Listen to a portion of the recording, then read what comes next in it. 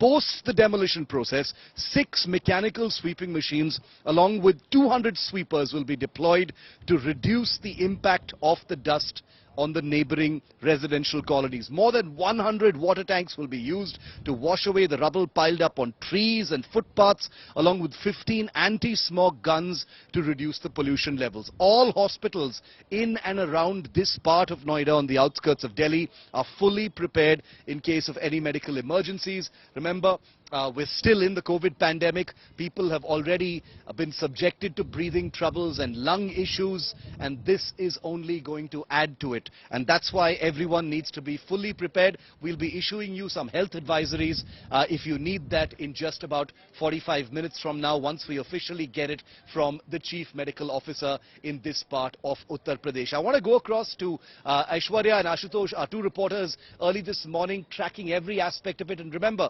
Ashu and Aishwarya have not only spoken to residents, but they've been inside. They've been in the towers. They've been, looking at things from the perspective of the builders, those who've been fined, the corrupt, for whom today is going to be a huge signal. Aishwarya, is it not the Noida Authority, the officials who were crooked enough to collude with Supertech, the real estate mafia, to bring these, 2 twin towers up? At 2:30 p.m. is going to be the big slap on their face, Aishwarya.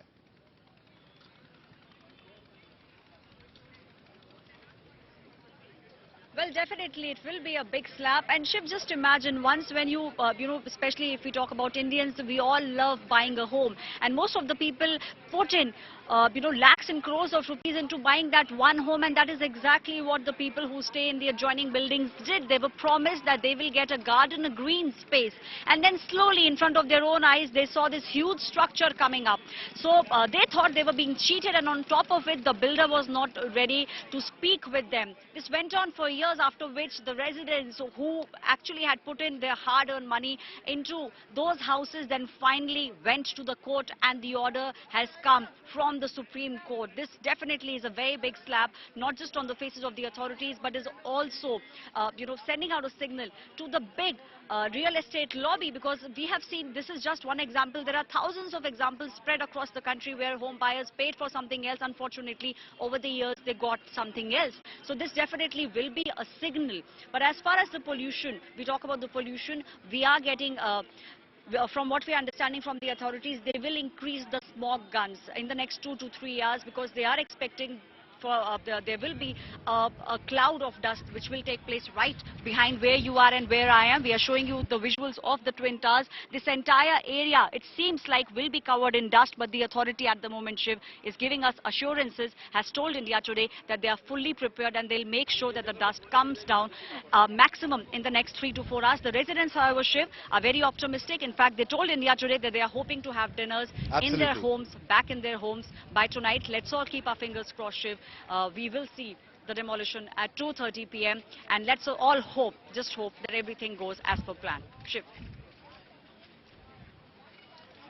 I just want to tell all of our viewers, especially those who live in the NCR area, starting around 1 p.m, keep looking at our screen, because we'll be giving you specific timings which could be subject to change when the Noida-Greater Noida Expressway may be briefly shut for the actual demolition. Many of the roads here will be gridlocked and barricaded off. So if you're planning to venture out around that time, please watch India Today. We'll be giving you exact information about where roads will be completely cut off. So if you've got a vantage point to watch the demolition, try and stay there, because the roads are going to be difficult to traverse once the demolition is, just only minutes away. I want to bring India Today's Nabila Jamal in on this as well. Nabila has also, over the last few days, been spending time with many of the residents, with the engineers, with the blasters, and all of those who are going to be stakeholders and involved in this grand demolition.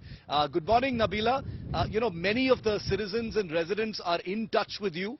Even though a lot of information has been shared with all of them, they're also depending on reporters like you for the latest bits of information. What can we share with all of them now? Morning Shiv. So I'd really like to remind people who are watching this very closely that today it's all left to the weatherman. If the weather goes favorable as per what they intended it to be, then this demolition drive will be successful. But if at all the weather changes at any point during the course of the day before 2:30 p.m., then one can only imagine that the professional company edifice and authorities who are responsible for this might just think twice in carrying out this demolition drive. So ideally, the typical weather that they need is a dry weather.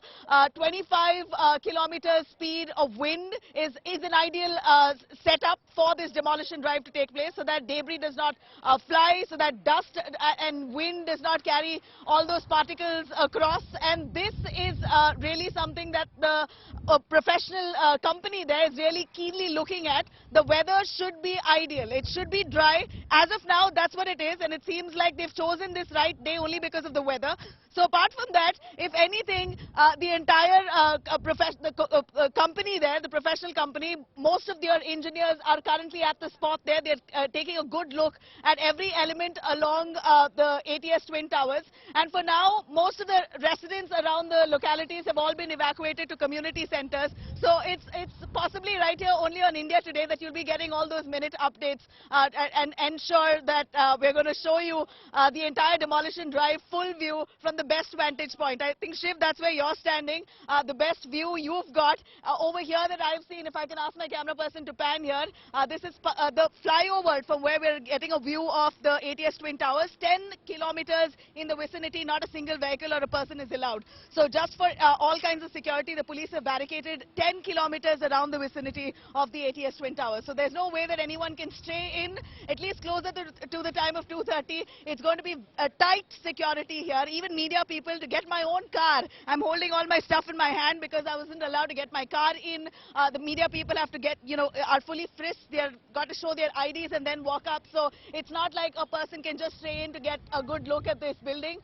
You've got to probably get on to one of the neighboring locality buildings at a balcony and maybe find your vantage point to view this. But if not, maybe India Today is your place.